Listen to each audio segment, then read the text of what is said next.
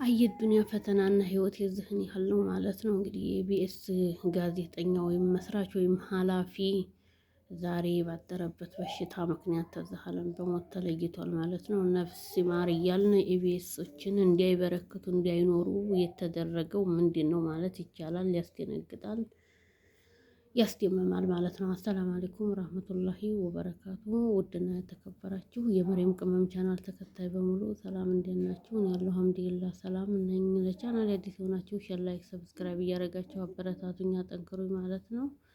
እንግዲህ እንደምናየው እንደምንሰማው የኢቢኤስ ጋዜጠኛ ወይም መሪ ወይም መስራች ከዚህ ዓለም በሞት ተለይቷል ማለት ነው። ለሱም ነፍስ ይማር እያልን ለመላው ዘመድ ወዳጆቹ፣ ለልጆቹ፣ ለዘመዶቹ፣ ለባለቤቱ፣ ለእናት ለአባቱ፣ ለቢኤስ ሰራተኞች በሙሉ ለመላው ኢትዮጵያ ነፍስ ይማር እያልን መጽናናት እንመኛለን ማለት ነው። ኢቢኤስ እኔ በማቀው ሩሩህ እምባባሾች የሁሉም ጓዴ አዋቂዎች ነበሩ። ግን ሁሉም ኢቢኤስ ላይ እየመጡ እየባከኑ በዱንያም በሌላ ሀገር እየባከኑ የሄዱት እንደገና ደግሞ በሞትም ብዙ የተለየናቸው ኢቢኤስ እንቁ አርቲስቶችን አተናል ማለት ነው። እንግዲህ ሞት ለማንም አይቀር፣ ለሁላችንም ለነፍስ ዘአተል ሞት ነው።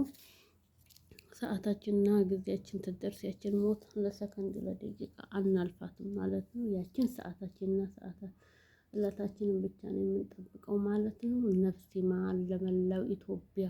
ኢቢኤስ በቃ በእንባ እንባ እየታጠበ ነው ማለት ነው። አስፊትን ያህል ታላቅ የኢቢኤስ ጥበብና እንቁ በቅርቡ አጣ። ሲቀጥል ደግሞ ያስፊት ሀዘን ተውስጥ ታወጣ ነፃነት ወርቅነህ በቅርቡ አለፈ።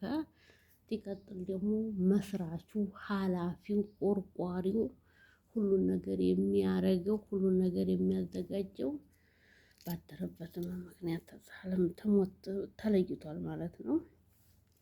እንግዲህ ጥሩ ሰው አይበረከትም ይላል የሀገራችን ሰው። እውነት ነው ማለት እዚህ ላይ መስማት ይቻላል ማለት ነው። ውዶችዬ ቪዲዮውን ሼር፣ ላይክ፣ ሰብስክራይብ እያደረጋችሁ አበረታቱኝ፣ አጠንክሩኝ። እንግዲህ እንዴት እንደሞተ ወዴት በምን በሽታ በምን ምክንያት እንደሞተ ልነግራችሁ እወዳለሁ ማለት ነው። ቪዲዮውን ከመጀመሪያ እስከ መጨረሻ ተከታተሉት። የኢቢኤስ ጋዜጠኛ ከዚህ ዓለም በሞት የተለየው እንግዲህ ውዶችዬ መመሪያውንና መረጃውን ልነግራችሁ ተገድጃለሁ ማለት ነው። አሜሪካ ድረስ፣ ካናዳ ድረስ፣ አውሮፓ ድረስ ሄዷል ማለት ነው። ግን ሞት ለሰከንድም ሆነ ለደቂቃ ማለፍ ስለማንችል የተጣፈልንና የታዘዘልን ስለሆነ ሊያልፋትና ሊዲን አልቻለም።